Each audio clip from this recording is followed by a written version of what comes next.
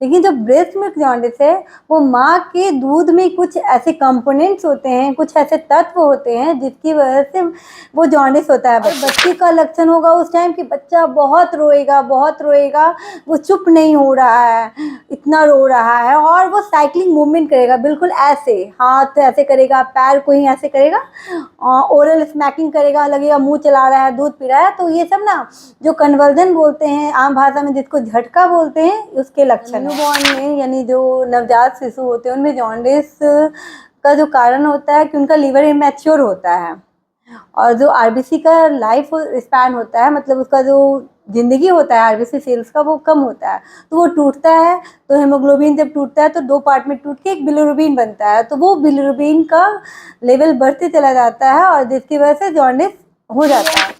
कि अगर जॉन्डिस का सही समय पर इलाज ना हुआ तो जो बिलिरुबिन है उसका लेवल बढ़ने के बाद वो ब्लड ब्रेन बैरियर को क्रॉस कर जाएगा, यानी वो दिमाग तक पहुंच जाएगा, और वहाँ पे जाके वो कर्निक्टेरस करेगा। हाँ, फिजियोलॉजिकल जॉन्डिस में जो लालिमा वाली रोशनी होती है सूर्य की, उसका इफेक्ट होता है थोड़ा बहुत, लेकिन वो मतलब एक फिजियोलॉजिकल जॉन्डिस के इनिशियल स्टेज के लिए ठीक है। लेकिन अगर वो फिजियोलॉजिकल जॉन्डिस भी अगर वो लेवल क्रॉस कर जाता है जहाँ पे फोटोथेरेपी की रिक्वायरमेंट होती है, तो वो किसी काम का नहीं, आपको फोटोथेरेपी कराना ही होगा। मैं डॉक्टर स्पिका Sinha, Dev Rakshit newborn and child care centre से। न्यूबॉर्न में यानी जो नवजात शिशु होते हैं उनमें जॉन्डिस का जो कारण होता है कि उनका लीवर इमैच्योर होता है, और जो आरबीसी का लाइफ स्पैन होता है, मतलब उसका जो जिंदगी होता है आरबीसी सेल्स का, वो कम होता है। तो वो टूटता है, तो हेमोग्लोबिन जब टूटता है तो दो पार्ट में टूट के एक बिलिरुबिन बनता है, तो वो बिलिरुबिन का लेवल बढ़ते चला जाता है, और जिसकी वजह से जॉन्डिस हो जाता है। तो जॉन्डिस जो नवजात में होते हैं, तो जो टर्म बच्चे होते हैं जो 37 सप्ताह के बाद होते हैं, उनमें 60% बच्चों में देखा गया है, और जो प्रीटर्म होते हैं यानी जो 37 सप्ताह के पहले हुए हैं, उनमें 80% देखा गया है। जॉन्डिस दो तरह के होते हैं, pathological and physiological. Physiological jaundice के लिए घबराना नहीं है, बच्चे को फिजियोलॉजिकल जॉन्डिस तो सबसे पहले होता है कि या तो वो मतलब कि जन्म के 24 घंटे बाद हो, और उसमें बच्चे को बस ऑब्जर्वेशन में रखना है, देखना है कि बच्चे अच्छे से दूध पी रहा है, हर 2-2 घंटे पे दूध पिलाना है। दूध पिलाने के साथ साथ बच्चे को जो देखना है वो सूर्य की रोशनी में देखना है, ना कि पीले बल्ब में देखना है। इससे भी पता नहीं चल पाता है कि बच्चे को जॉन्डिस है कि नहीं। तो फिजियोलॉजिकल में मेनली यही करना है कि बच्चे को दूध पिलाना है और देखना है, अगर लगे कि बच्चा का जॉन्डिस फिर भी बढ़ रहा है तो उसके लिए डॉक्टर से संपर्क करें।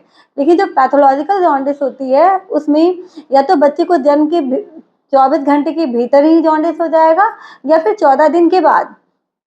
तो इसके लिए तो तुरंत ही डॉक्टर से संपर्क करना होगा।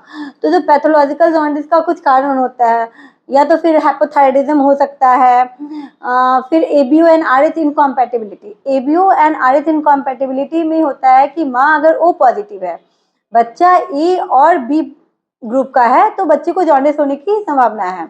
दूसरा होता है आरएच निगेटिव और आरएच पॉजिटिव। तो उसमें होता है कि माँ निगेटिव है और बच्चा पॉजिटिव है, तो ये आरएच इनकॉम्पैटिबिलिटी कहलाता है। इसमें बच्चे की जॉन्डिस होने की पूरी संभावना रहती है, और ये जॉन्डिस कभी कभी फैटल भी हो जाता है। इसलिए जितना हो सके अगर ऐसा केस है तो पहले ही डॉक्टर से संपर्क कर लें।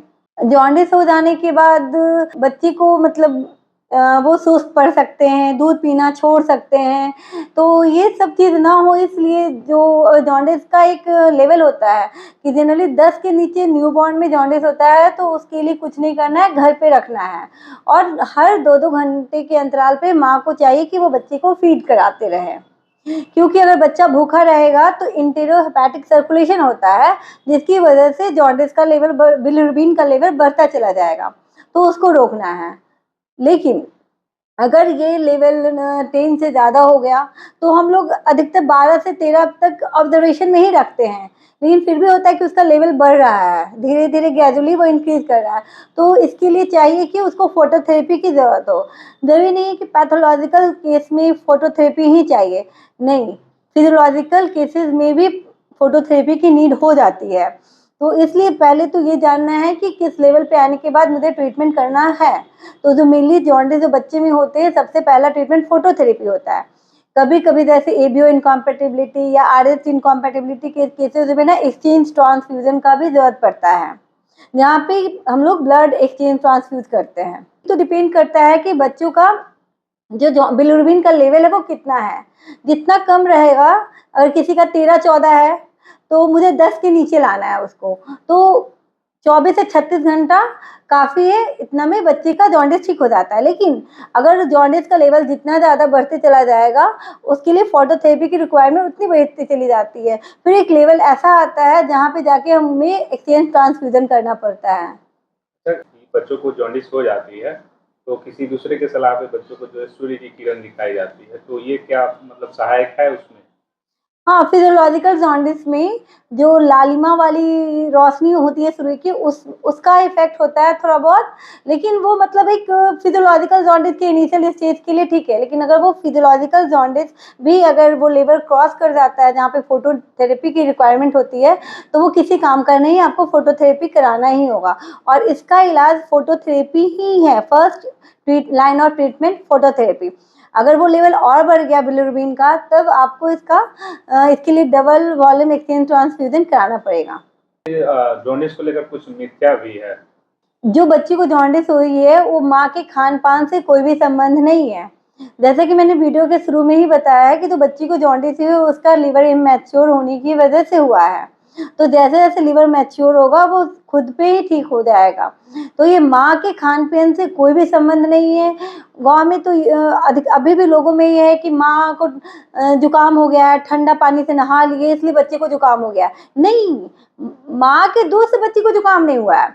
माँ जब दूध पिलाती है तो बच्चे का चेहरा माँ के चेहरा के समीप होता है। तो जो भी माँ सांस छोड़ती है तो जो भी उसमें वायरस होते हैं तो बच्चे उसको इनहेल करते हैं, उसके बाद ही बच्चे को इन्फेक्शन होता है। माँ के दूध से भी क्या बच्चों को जॉन्डिस हो सकता है, ये क्या मिथ है कि इसका कोई साक्ष्य भी है? हाँ, माँ के दूध से भी जॉन्डिस होता है। एक्चुअली एक जॉन्डिस होता है जिसको बोलते हैं ब्रेस्ट फीडिंग जॉन्डिस, एक होता है ब्रेस्ट मिल्क जॉन्डिस। तो ब्रेस्ट फीडिंग जॉन्डिस जो होता है वो सही समय से दूध ना पिलाने की वजह से होता है, जिसमें इंटेरोहेपेटिक सर्कुलेशन बढ़ जाता है बच्चे का। तो जो बिलिरुबिन का लेवल है वो धीरे धीरे धीरे बढ़ने लगता है। ये है ब्रेस्ट फीडिंग जॉन्डिस। अगर माँ हर 2 से 3 घंटे के अंतराल पे दूध पिलाए और बच्चे का पेट भर जाए तो ये जॉन्डिस होने की संभावना घट जाती है। लेकिन जो ब्रेस्ट मिल्क जॉन्डिस है वो माँ के दूध में कुछ ऐसे कंपोनेंट्स होते हैं, कुछ ऐसे तत्व होते हैं जिसकी वजह से वो जॉन्डिस होता है बच्चों को। तो ये ब्रेस्ट मिल्क जॉन्डिस होता है। इसमें क्या करना है कि ब्रेस्ट मिल्क जॉन्डिस के लिए तो सबसे पहले एक हमारा डिफरेंशियल डायग्नोसिस होना चाहिए कि हाँ, बच्चे को बार बार जॉन्डिस हो रहा है तो ये ब्रेस्ट मिल्क जॉन्डिस होता है। तो ऐसे बच्चे कंप्लेन लेके आते हैं कि अभी फोटोथेरेपी में बच्चा था, ठीक था, लेकिन घर पे गया फिर से इसको जॉन्डिस फिर हो गया। तो इसका सबसे पहले ये सोचना है कि या तो हो सकता है कि हाइपोथायराइडिज्म हो, या फिर नहीं हो तो फिर ब्रेस्ट मिल्क जॉन्डिस भी सोच सकते हैं। तो जो ब्रेस्ट मिल्क जॉन्डिस है तो उसमें करना है कि अगर हमारा डायग्नोसिस बन जाता है ब्रेस्ट मिल्क जॉन्डिस, तो उसमें जो माँ का दूध होता है उस टाइम उसको बंद कर देना है कुछ दिनों के लिए। उसको फॉर्मूला फीड यानी टॉप फीड यानी डब्बे के दूध पे शिफ्ट कर देना है। तो बच्चे को डब्बे का दूध पिलाना है, फिर देखना है कि बच्चे का जॉन्डिस कम हो रहा है या नहीं हो रहा है। साथ में फोटोथेरेपी भी लगाना है।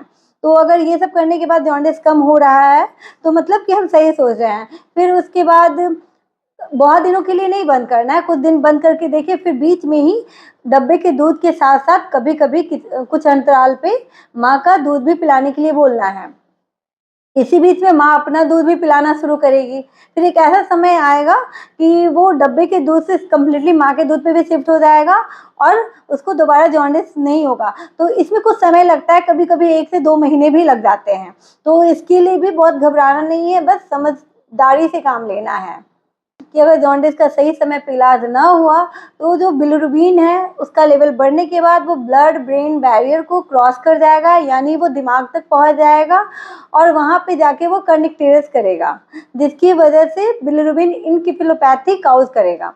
और बच्चे का लक्षण होगा उस टाइम कि बच्चा बहुत रोएगा, बहुत रोएगा, वो चुप नहीं हो रहा है, इतना रो रहा है, और वो साइक्लिंग मूवमेंट करेगा, बिल्कुल ऐसे हाथ ऐसे करेगा, पैर को ही ऐसे करेगा, ओरल बॉटल स्मैकिंग करेगा, लगेगा मुंह चला रहा है, दूध पी रहा है। तो ये सब ना जो कन्वर्जन बोलते हैं आम भाषा में, जिसको झटका बोलते हैं, उसके लक्षण है।